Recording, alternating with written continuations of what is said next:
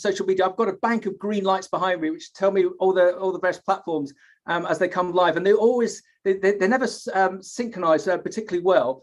So I'm just going to ask you some inane questions as we wait for the social media to kick in. Right, here we go, John. Favorite cheese? Oh, it's got to be brie. It has to be nice and ripe, nice and smelly. Yes. Yeah, I completely agree. Brie on baguette is on a warm baguette. Rugby or football? Are you a rugby or football man? Neither. Oh, what's your sport? Oh, there you go. You see, yeah, you just make the assumption, don't you? No, I'm into more sort of solitary sports, so cycling, skiing, that sort of stuff. Excellent. It comes on to my next question: walking a big hill or sunbathing on a beach? What would be your preference? It's got to be walking a big hill every time. I could see that. Okay, so let's keep going. You can see by the colour of my face that it doesn't see a beach very often. Let's keep going on the sporting theme. Badminton or ping pong? Oh, ping pong. You can do that anywhere. Yes. Yeah. Okay. Formula One or golf? Formula One. Okay. Favorite colour of tractor? Where's red tractor? Sorry, you immediately go on to farmer shirt, red tractor. Yeah. Well done. I know, because a lot of people we have on, they can't nominate the colour of the tractor because of the agricultural sectors. They can't be see. But yeah, red tractor. What an idiot I am on a Wednesday. Right. Okay. You got a big birthday party coming up, and I'm going to wave the proverbial magic wand, and you can have one of these singers or groups to come along, but only one. Which one would you choose? Kylie, Adele, or ABBA? What would be your choice? Oh, it's got to be Kylie. Yeah. Kylie. Yeah. John, your Christmas party at the IFST is now going to be doomed, isn't it? Because everyone's going to be wanting to dance with you with Kylie. I'm going to have You Should Be So Lucky playing in the background, aren't I? Which is we'll see if we can get the team to dial that up. Right, we've got a bank of green lights, John. Are you ready to go for this? Okay, I am Max McGillivray from Beanstalk Global. It's a pleasure today to have Jon Poole, CEO of the Institute of Food Science and Technology, live with us on LinkedIn, on Facebook, on Twitter, on YouTube, on our podcast, and also with the folks following us on Zoom. John, say hello to everyone, please. Hello to everyone. Yeah, great to be here. Thank you very much for having me, Max. Not a problem. And let's just do it from right from the top. We want to thank two people. We want to thank Deborah Candell, Business Development Director, and Bella Borsman, Digital Marketing Assistant of the IFST, for assisting us to get John on. As John was saying in the green room, it's a bit like the two of them were your agents getting this all set up. So it's great to have their involvement to get you on, John. Indeed. So let's just give a bit of background to the IFST, because although they're very well known, and John, I was just looking at your stats earlier on social media, in comparison to some other groups, trade groups, organizations, you've got a hell of a following. LinkedIn, 50,000 followers, Twitter, 7,000 followers, Facebook, 20,000 followers, and your social media side, your engagement is very, very strong. I would encourage anyone who isn't already following the IFST to do so, just on that social media side, because it's very powerful and very interesting and informative, the type of information that they're pushing out. So John, just for the purpose, especially for those on the podcast, I just want to give a bit of background on the IFST before we proverbially hand it over to you. So the Institute of Food Science and Technology are the UK's leading professional body for those involved in all aspects of food science and technology. They are an internationally respected independent membership body supporting food professionals through knowledge sharing and professional recognition. The membership comprises individuals from a wide range of backgrounds, from students to experts, working across a wide range of disciplines within the sector. John is the Chief Executive in the UK. Whilst not a food scientist himself, John's role involves him in most aspects of the food sector, from food safety through to sustainability and new product development, through to ensuring the pipeline of talent for the next generation of food scientists and technologists is on stream. Jon also chairs, Jon, am I going to say this right? SALSA, SALSA, was that correct? That's right. Yeah, that's correct. The third-party supplier assurance scheme for small and macro businesses in the UK. Alongside his role at IFST, Jon works part-time as an independent consultant, focusing on organizational development across a wide range of sectors, with a particular focus on leadership, competency and development and career development.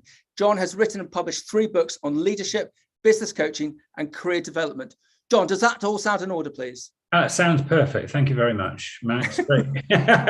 Save me having to do it anyway. But let's just to go into a bit more minutiae about the IFST, especially for people in our sort of network, the Beanstalk network, where it is agriculture, fresh produce, fresh food, where they may be fully aware of the IFST or they may not, and especially the student population that dials in from the UK and internationally.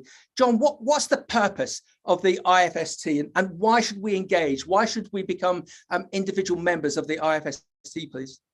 Well, it's a great opening question, of course. The IFST is there as a professional recognition body. It's there in order to enhance and ensure that we've got science and technology working at its best throughout the food supply chain. The Institute's open for individual members. You mentioned that in the introduction. So this is about individuals joining us to ensure that they are mixing, talking with, and gaining their knowledge from their fellow food scientists and technologists. I guess the sort of USP, if you like, is that we're there to provide professional recognition. So just as you have bodies that are recognizing accountants and solicitors, we recognize food scientists and technologists. And that means that you can have the credibility knowing that you've been reviewed and your experience is recognized at whatever level you're at. You mentioned about it being through from student to the most experienced people. Yeah, we've got a great membership. Although we've got sort of followers of about 50,000, our membership is about 3,200. But those are people who are food scientists, technologists throughout the food supply chain. Okay, and membership. Would you like more members? And if that's a yes, would you look at more members from the UK internationally? We were using that word in our green room of being parochial, siloed. Are you just siloed to the UK, or is this an international organisation, the IFST? It's interesting that there is no equivalent professional body in Europe, actually. So there are quite a number of IFST equivalents around the world, in America, in Australia, New Zealand, Singapore. But in terms of Europe, that isn't the case. So certainly we have about 10% of our members that are outside of the UK, and there's nothing stopping us attracting and engaging members from any country, but particularly from Europe. So no, that's really important. I mean, a critical point really is that when you've got the power of that membership of all those food scientists and technologists, they are, if you like, the source of all the knowledge that we share. And the more members we have, we're a charity, so it's not about the money. It's about doing what we want in order to fulfill our charitable object. So really, it's all about trying to disseminate scientific, evidence-based and independent information for everyone to use. So you'll see on our website that a lot of the information that we provide is all provided free of charge, because that's what it's about for us. Wow. And yeah, we'll come on to your spring conference in a minute, because I definitely want to extol that. I was amazed that not cheap is the wrong word, how affordable it is to come to attend in comparison to other conferences of that sort of level. But just before we come on to the spring conference, because Jon, we really got to give a big shout out for that.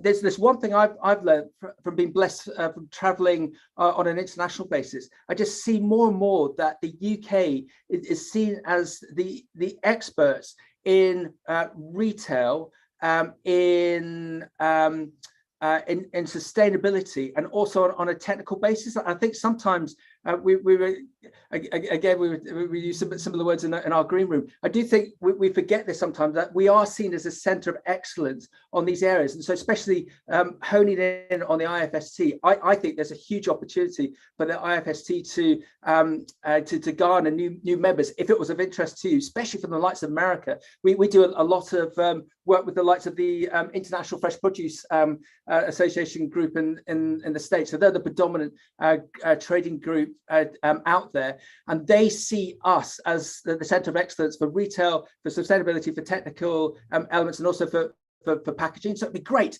Here comes my word of the last 2 years: collaboration. It'd be great to get you collaborated with those sort of groups. So this open source information, my crikey, how often do we not hear that for the likes of other experts, other food businesses globally, to be able to pull upon you, and especially when we need it, Jon? That's going to be music to a lot of people's ears if they're not already aware of the IFST, but they need to become members, don't they? Well, it would be great to have. It would be great to have more participation. Definitely, yeah. More members is good. Okay, and let's just pump up the tires about the spring conference. My notes state the IFST Spring Conference 2022, the 4th to the 6th of May. Minding the gap, communication with consumers, development of new skills, embracing new technologies, all are vital to staying relevant and informed in the fast-paced food sector of today. Opportunities to update your knowledge and network with colleagues and members around at SC22, IFST's Technical and Professional Development Conference. Jon, are you and your colleagues looking forward to the conference? Oh, of course. I mean, it's a highlight for us in any year. This year is going to be virtual, and of course, there's advantages and disadvantages. We know that.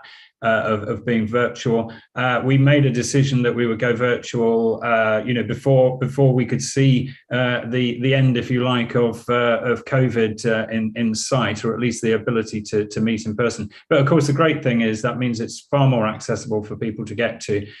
Next year, we'll probably go back to our live events, but it is a great opportunity to get people all together. We can draw on really superb speakers, expert speakers, and I think IFST's name, when we ask people, they're always willing to participate. This word, which is a critical value of ours, independence, is really important. And when people come to our conferences, what they get is speakers that are talking not from they're not there to, and that this is briefed at the time, that they're not there to do a commercial plug. They're not like I'm doing here, but but in order to share the science and the technology, and so people know when they come that they're going to get a really sort of robust conference with fantastic speakers. We're doing something slightly different this time, and I think this appeals to a wider audience, because normally our conference is primarily just there for technical people, purely to hear an update on their technical knowledge. This year, we're experimenting slightly, because we've got 3 themes. We've got the technical theme on the 3rd day, on the 6th of May. But the other 2 are we're looking at how you communicate the science and the technology to consumers. And also we're looking at the skills needed for the sector. I'm sure we'll come on to that within our discussion, because we know, and I've been chief exec for 12 years now at IFST, and all the time I've been there, and I can see records well before that there's been an issue in terms of bringing young talent into the food sector.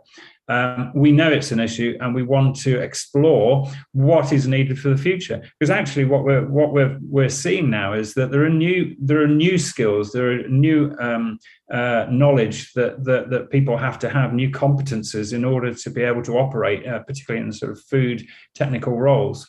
Yeah. So that's really important. The other theme around consumer understanding, and more to the point, how we translate what can be quite complex scientific information to the consumer, so that they can understand and engage effectively in that debate is really important. There's a lot of fake news out there at the moment. Jon, well done, and you're pulling on so many threads that we've looked to expose or look to promote. where am I going to go with this one? I call it the Goldman Sachs moment. That there's some very high qualified young individuals coming out of universities, and they can go into the city and they can work for monosyllabic banks, the likes of Goldman Sachs. Others are available, earn tremendous amounts of money, doing 90, 110 hours a week, but they're not doing any good. They're not doing any good to society. Whilst if they're aligned to the food sector, and if they've got an excitement to be aligned on the technical side, and especially as we're coming out of this pandemic, we're picking up that a lot of the younger generation, they want to do good. They want to get involved in sustainability. They want to get involved in food, fresh food in the UK and internationally, but they're not actually sure as to how they can get involved with that. So to be aligned to the IFST and to learn from all of yourselves on your open source basis, the collaboration, to be involved with the likes of the spring conference, you started me now, John. It annoys the bejeebies out of me that the last 5-10 years, the engineering sectors in the UK, they've got it bossed. That every year they come out with a week-long campaign about why you young folk should come into engineering, and they'll have an attractive young man, an attractive young lady, and they'll be with a Formula One car, they'll be with Rolls-Royce jets, and talking about how great it is to be in engineering. And we don't do the same in food per se. Engineering is a great sector to go in, but also food is a great sector to go in. Everyone, look at the likes of John, look at the likes of the IFST. What a fantastic organization to be aligned to, and the connections that you'll get off the back of the IFST in the way of the food sectors. John, everyone's going to have a glittering career within food, and it's a passion. It's not nuts and bolts. Yes, we need nuts and bolts for certain things, but food is so crucial. Especially now as we're getting through again the pandemic. I've always been taught, John, that we need to do in a world recession, world pandemic, you need to eat and you need to clean. So if you're in the eating game or the cleaning game, you're going to have a very, very good career. So again, we need to give that halcyon call out to get more people involved in food, especially in the technical aspect. And John, especially to be aligned with the IFST. Yeah, indeed. I think the interesting thing, I always, like you, I always look frustratingly at the, you've got the food sector compared with, let's say, automotive, or as I was told yesterday, it's now called mobility, and aerospace and sort of communications. And we are in direct competition with those sectors in order to attract the best talent. When you've got new talent which is needed now in order to be able to cope with artificial intelligence, robotics, cybersecurity, we need those same people that those sectors want. So, there is an issue, and I'll flag it, but we don't want to sort of dwell on it. But there is an issue in terms of pay. Obviously, some of these sectors pay more. But I think one of the most critical things is the food sector is very, very fragmented. You've got a whole load of logos behind you, and it's sort of, it's a complex sector, particularly when you look at it from farm to fork. Whereas aerospace, mobility or automotive, they're dominated by big players. 95% are SMEs in food processing, and we can't get our act together. So what we need to do is we need to have a much more unified voice. One of the things we're doing at the moment is a thing called Project Inspire, which we're just about to kick off. We know that out there, we've done the research with the Knowledge Transfer Network. We've done some research into what are the sort of career needs for the future, where are the gaps, but also where is all the good stuff to promote careers in the food sector. And there is absolutely loads of stuff happening out there. And again, referring to the logos behind you, I probably guess that each one of those has got an initiative which is about promoting good careers in the food sector. But of course, if a young person finds one of those, it doesn't know how to find all the others. And so what we're doing is actually trying to pull all those together so that there's a single portal so that young people can get a much clearer single place to find all this great stuff that is out there. And you're right, it's a really, really exciting sector. I was new to the food sector 12 years ago. I'm just bowled over by the amount of technology is phenomenal. Of course, we hide that. in a sense, and that's not such a good thing. It would be almost better if, like the cosmetics industry, we were able to talk about the food and about the science and technology in our products, but we tend to hide that. But then that means that young people don't see just how interesting and exciting it is. Jon, you're very refreshing. The fact that you actually identify the problems and coming up with the potential solutions is actually quite unusual for people that we have on the broadcast. And just to complement that, 2 weeks ago we had Kathy Burns, who's the CEO of the International Fresh Produce Association in the States, and she and I were debating and discussing this same old issue that 6 out of 10 kids in the UK and the States don't know where fruit and veg comes from, and they haven't given up with the ongoing media attraction, but they're always going to be fighting against the power brands, the energy drinks, and so what they've started to do in America is they've started to engage in cultural recognition and cultural change. This is how the likes of, let's just name someone, Coca-Cola, McDonald's got involved in our culture by being very savvy with the marketing in a very early stage, and we in the food industry haven't been. So I learned a lot from that conversation with Kathy. So they're attending cultural change conferences in America to try and create societal change by creating that cultural change. And there's no reason why we can't do the same, especially with, Jon, your fresh thinking and that of your colleagues from the IFST, that we could do the traditional approaching, but to create that cultural change so that student, whether they be young or mature, can actually see there's a fascinating opportunity to be involved with the food sector, whether that be on a commercial basis or whether that be on a technical basis. But again, we need that fresh thinking. We need that positive disruption from the likes of yourself and your colleagues. Do you think? No, absolutely. And the name of the game here, as is often the case, and we were talking about it before, is collaboration. IFST is not going to be audacious enough to say, we're doing this alone.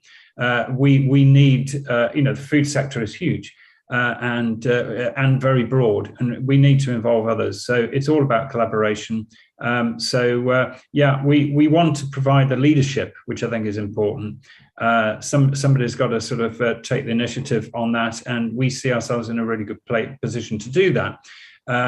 But it's got to be with others as well. But yeah, absolutely. I just had a WhatsApp come in. Jon for Prime Minister. Sorry, I throw too many parties. With Kylie, right? The importance of the role of professional recognition. The technical side is crucial. And again, the consumer doesn't understand the benefit of having so many key technical individuals involved. My business partner he's an ex-Tesco technical manager. He always gets embarrassed by me saying that he was one of the first teams to bring organics into Tesco back in the day, and he was a technical director for a very large protected cropping system. And so he's always telling me, he's always warning me, he's always complimenting not me, but companies that he sees that are excelling on a technical basis. What is the importance of that role of professional recognition by the IFST, please, Jon? I think it's different for different people, what they see as they gain from that professional recognition. But ultimately, it's about benchmarking yourself against others and saying, have I reached a level of competence which is recognized by others in the industry? So, whether you come through an academic route and you've got a PhD and MSc in food science and technology, or whether you've come through with 20 years experience in the food sector, it's really important that those individuals are all benchmarked so that they can see that they are working at a level which is what we would class as professional. It's an interesting debate as to whether, because there's many other sectors where, to get professional recognition is a license to practice. We don't have that in the food sector, and yet people are responsible for providing safe food for us all to eat, safe and nutritious food for us to eat. And so, there could be an argument that professional recognition ought to be there as a license to practice. I think in reality, the food sector, it would be far better, and the enlightened companies do this, for companies to just embrace professional recognition and encourage it through, for instance, insisting on it within their person specifications when they're looking for people for specific jobs. But that professional recognition gives us the security that we know that the people operating in the food sector are qualified to do so. Okay. So Jon, I'm going to lead the witness on this one. So you would like the IFST to offer that professional recognition? We do already. So we provide general recognition in the form of, say, chartered scientist qualifications. We also have specialist registers like our Register of Food Safety Professionals and food auditors and mentors. So no, we're already doing that, and sensory professionals as well. Okay, but just as I said in the green room, treat me stupid. Let me see if I can look to weave this to the benefit and to create a momentum around this. You mentioned the likes of, say, solicitors or accountants, that they can't practice until they've got their qualifications. In the world of agriculture, you can't be an agronomist unless you've got your basis and your facts, which means that you can you're legally allowed to advise on cropping, chemical use, fertilizer use. So within food, there's no requirements that I could be a technical manager with 5 years grandfather rights and to be able to advise a high care food factory, and we think we need better recognition. We think we need better professional recognition on that basis. Yeah, absolutely. I mean, you're a recruiter as well, and companies are not going to, they're going to take on the very best, but in order to get a benchmark and to standardize and make sure that the key roles are at the right level, yes, I believe there should be professional recognition. When interestingly, in food processing, well, through the food supply chain, there is a lot of rigor, a lot of focus on, for instance, food safety through HACCP processes. HACCP is great, but of course that is a process. People have to deliver those processes, and therefore having people who are suitably qualified is really, really important. Yeah. Okay. So likewise, there might be an individual who would think to better themselves. They go off and do an MBA. On a technical perspective, to better themselves, they should be coming to the IFST to get that professional recognition. Yeah, absolutely. Yeah. Okay. And what goes with professional recognition as well is there's a requirement to maintain CPD, continuing professional development. Now, some may go, oh, that's extra work, but actually many people are already doing it within their jobs. They have to keep up to date. But there are certain requirements within being professionally recognized, which means that you then have to maintain that CPD and prove that you're doing it. And again, it's about assurance for the food sector that it's got qualified people that are capable in the right roles. And I'm not trying to sell fear here, but the people involved in the technical aspects of food, of fresh food, they're saving lives. I would argue that not many solicitors save lives, but people within the technical sector do. So you would have thought there would be that professional recognition, and the people who are ambitious and can see that they can better themselves by getting that professional recognition should come to the likes of yourselves to get that professional recognition. So we need to promote that. Yeah, I think, interesting you mentioned the ambitious bit. I think there are three drivers there. You've got the need to ensure that there is safe food, and you could have the sort of regulatory side which says you've got to have it. But then you've got the more enlightened side, which is either individuals being ambitious, saying, if I want that role, it would improve my credibility to be able to say that I'm, professionally recognized. And then you've got the others, which is the companies themselves, who, if they're enlightened, can see the benefit in terms of, it's not just the professional recognition, but it creates, as you probably know, in the food sector, there's not many opportunities to be able to demonstrate career pathways. That's one of the problems.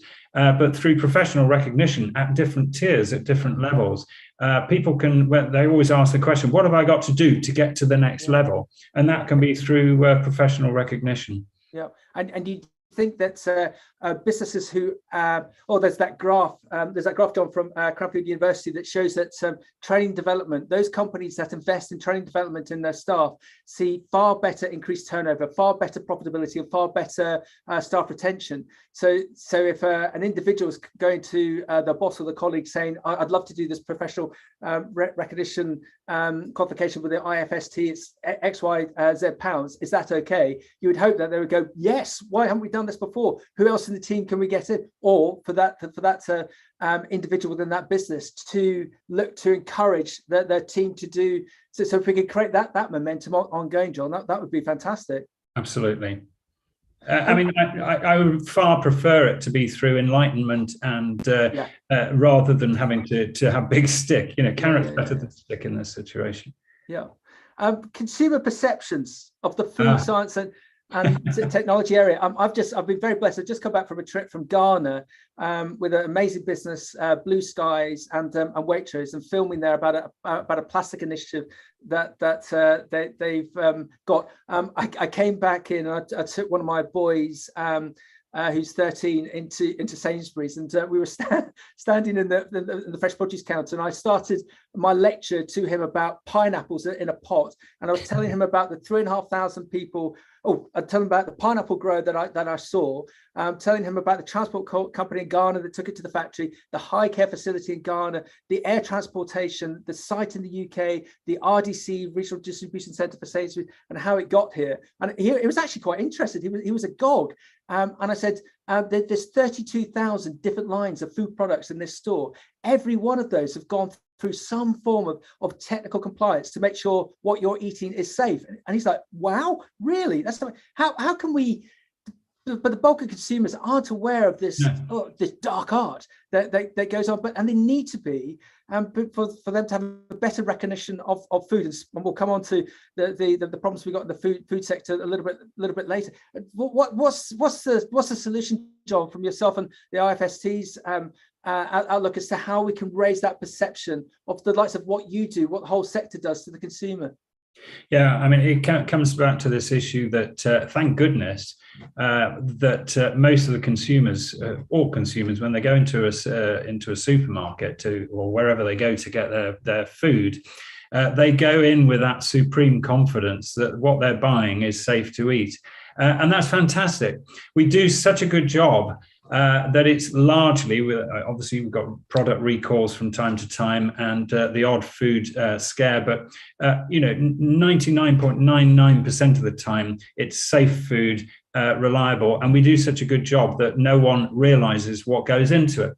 Yep. And as you've just sort of highlighted, there are so many exciting things that are happening to get the food to where it needs to be.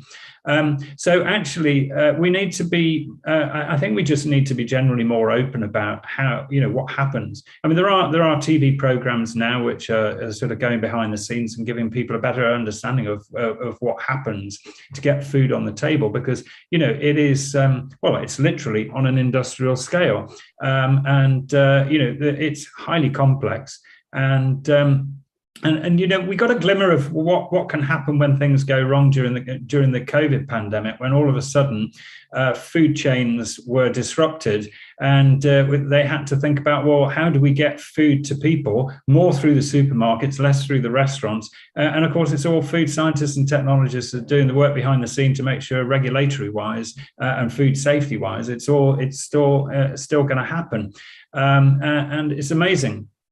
So the likes of the TV programs that you mentioned, do you think we need more of those? Do you think we need a bit of a fly on a wall of they following the food techie side? Because it is fascinating. It's amazing, whether it be in the UK or on an international basis. Do you think that sort of thing would help? Am I really going to say Jeremy Clarkson? Do we need more sort of he's done a fantastic job within agriculture. Do we need more disruptive but positive media to highlight what the technical sector does? Yeah, we do. Although I guess a bit like Zoom now, that people are getting wary with certain formats, and the same with sort of factory fly on the wall. You can't have flies on the wall, can you, in a food factory? But we've got to look at new ways of getting the message across. So I think social media, particularly for young people, TV programs, standard channels, not going to attract young people. So we've got to look at social media channels. And make sure that we're getting this message out through the way that particularly young people, in a sense, let's start with the young people and see them through, because probably the older generation are more entrenched now in their views, dare I say. So that, I think that's how we're going to approach it. It's going to have to be through, be more open, social media, interest people. There's an interesting glimmer in that. Food safety has not been hugely seen as exciting for young people. New product development is, so people sometimes coming through that because, and particularly with all the sort of cookery-based programs. But the other one now, of course, is around sustainability and the environment. Yeah. And so young people are actually starting to show an interest in food from that perspective. And that's quite an interesting one. If we can sort of excite them around that and then perhaps broaden their horizons about the other opportunities, that would be good as well. Yeah, because it's I was just going to pigeonhole people. It's not all about white coats and hairnets, is it? The whole technical CSR sustainability element. So someone's just WhatsApp about Max talk about QR codes. Is it QR codes? I'm that Luddite. So QR codes fell out, but now coming back in, and so there's an opportunity there for food manufacturers, for someone to ding with their phone the QR code and have that whole story presented to them on the whole technical sustainability aspect, and give them an edge. And there was a city food lecture, must be 4 or 5 years ago, with the then chief executive, he might still be there, with Compass Group, and he was talking about his granddaughter in 30 years' time being on a treadmill somewhere in London with Google glasses and deciding what she was running as to what she was going to eat that night, and she was selecting with her Google glasses by flicking left, by flicking right, to make sure the food that she was going to eat on a takeaway basis was nutritious to her, and also where it being sourced and the sustainability of it. So you're spot on about that younger generation. They definitely want to make a difference, and that's the sector. No offense to the oldies, but that's the sector that we've got to major on, because there's the future consumers, and also to get them into the sector.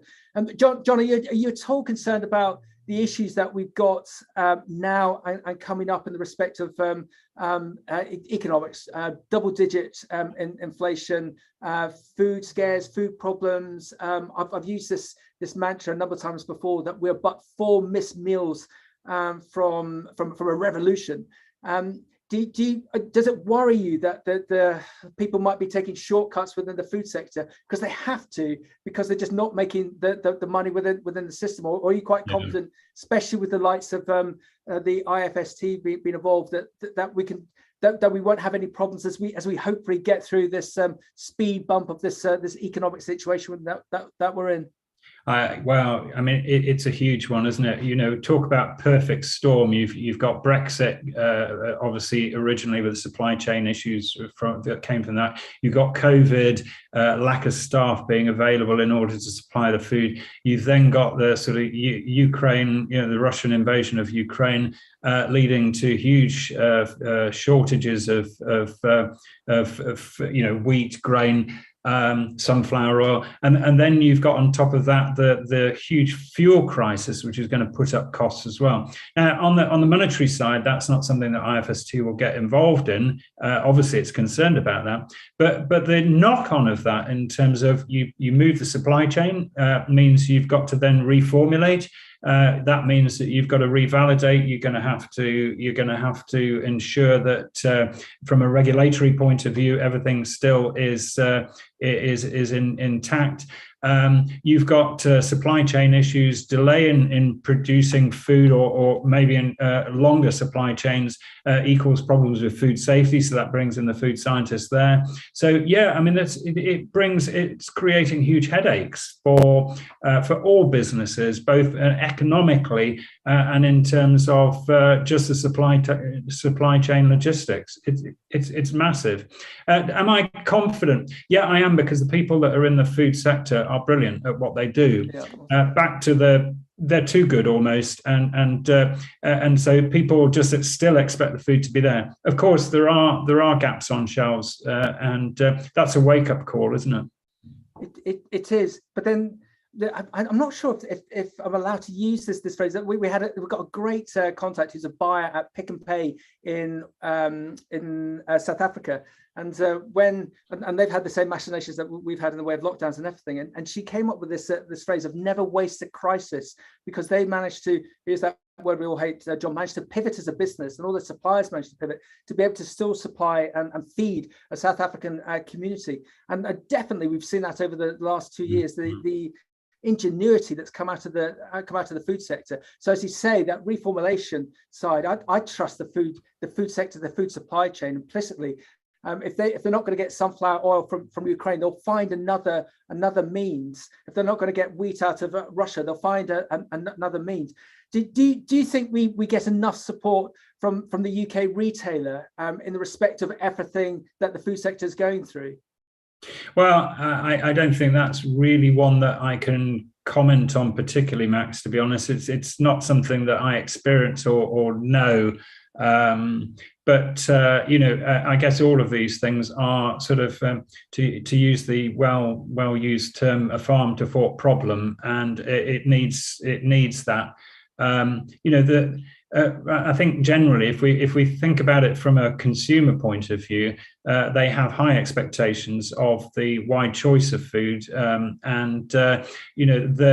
guess that we can all do something to manage those expectations. But yeah, that's all I can really say on that, I guess. No problem. So let's be positive. Let's look forward, that we will get through this economic situation that we're in. We'll get through this political situation. It always works out. I'm the optimist of all optimists. With the respect of the IFST, what you created to date, we didn't even talk about the likes of your board and the likes of Sterling Crew coming on as a new president-elect. He was one of the first people that came on Beanstalk back in the day. You've got such a great team there. Where do you want the IFST to be 3 years, 5 years from here, please? Interestingly, we've just had a strategy session, so that should be fairly fresh on my mind. There are some fairly big things on the horizon for us, which I can't talk about now, but I do think will make a difference. But if I just look at the vision side, where we are petitioning for chartership, so we become a chartered body. Wow. That's really important in the respect of it has knock-on credibility again for those working in the food sector. So it's enhanced credibility for those people. To do that, we would like to obviously increase our membership. So we have schemes in place at the moment to promote more actively our membership. So we would like to see more members, but not just more members. What we're looking for really are those members, those people that are working at the highest levels in the big influencers in the food sector. So that's important to us. Professional recognition will continue to grow. As I say, there's some big pieces there. And our projects around young people and developing the talent, that is going to be a more front and center piece for us in the future. Yeah, well done. Question. I don't know why people ask this sometimes. How can we get in contact with the IFST to become a member? It's like, have you never heard of Google? But go on, John. Give us the elevator pitch. How can people get engaged with the IFST, please? Well, if you go to www.ifst.org, you'll find it. And if you just look up there, join us, you'll find various ways of getting involved. The great thing is, I mean, I've talked about food professionals and professional recognition, but we have associate membership, which is for anyone that is involved. And we, of course, have student membership as well.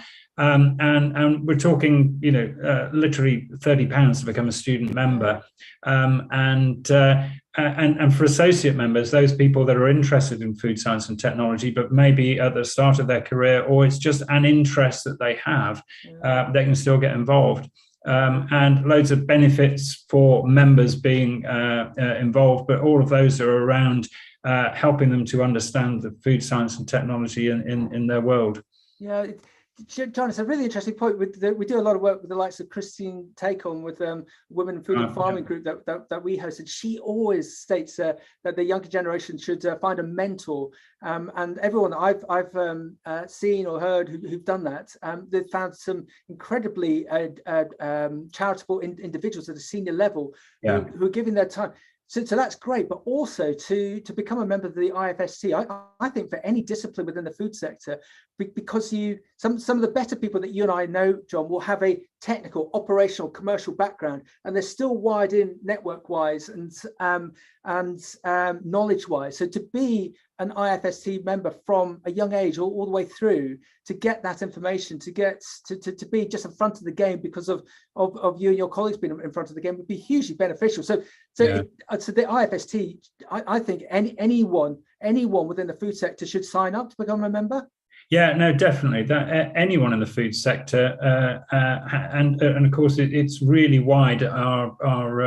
The special interest groups that we have are involved in all aspects of food. Plentiful, as I say. Max, you've been involved in our student launchpad events. Those are for young people who are at early stages in thinking about their future in the food sector. The most energetic part of the student career launchpads that we have are the bits where we have our industry mentor experts sitting at a table talking to young people. And interestingly, the mentors come away with as much of a buzz as the students do, because, of course, they're energized by all the excitement of those young people and right at the start of their careers. So and that's the great thing about the Institute, because we've got from the most experienced, seasoned. I was once referred to as a seasoned veteran, which I think compared with the young people at the start of their career, and bringing those together means that we provide opportunities to be able to get the people in the later stages of their career. They want to give back to the industry. They want to give back all that experience that they've gained, and so it's a great opportunity for them to do that. Excellent. And that person who asked how to sign up is signing up now. Oh, fantastic. There you go. Yeah. Excellent. Don't sign up just yet. Just finish the interview first. That's right. So it can go on Jon's membership figures. We're all in sales. Jon, we're running out of time. I think it's been a fascinating conversation, and I've learned so much more from you, and also the previous involvement I've had with your colleagues. I'm not a member. I think we definitely will become a member for the reasons I've just said. Just that market information, that market knowledge within this sector is absolutely crucial. So that's my housing call to everyone. Let's all be aligned to Jon and his colleagues and all become members of the IFST, because it's going to make the body stronger. It's going to make our sector stronger. Would you agree, Absolutely. Jon? I'm not going to disagree with that at all, Max. Thank you very much. No, perfect. Okay, and do you want to just give out another big shout out to people that might have missed the first half of this, the spring conference on the 4th to the 6th of May, Minding the Gap. It's being held on a not hybrid, on a virtual basis. Do you want just extol the virtues of the conference again, please, Jon? Yeah, absolutely. We've got 3 days, 4th, 5th, 6th of May, and fantastic speakers covering around consumer understanding, gap in consumer understanding, gap in the skills, and gap in technical knowledge for those that are the technicians that want more information. Always a fantastic event. We always do networking, even though it's a virtual one, it will be networked. Networking will be a really important part of it as well. Of course, you could come along to our lunch as well on the 25th of April. We've got a roll now. Yeah, which is our conference lunch beforehand, and that will be in person. I'll give you an invite to it, Max, if you want to come along. Yes, please. We'll talk about that behind the scenes. If you want me to vlog at that, if that's appropriate, we're more than happy to do that. I've just, if anyone who missed the start of this broadcast, we were waiting for all the social media to kick in, and I asked them Jon, if he was going to have a big birthday party, who would he have to come and perform? And he said Kylie. I've just had a WhatsApp from someone who claims to be Kylie, who's happy to headline at the spring conference. I'm guessing that's not actually Kylie, but if you want to take it up, Jon, I'll happily swap over the details.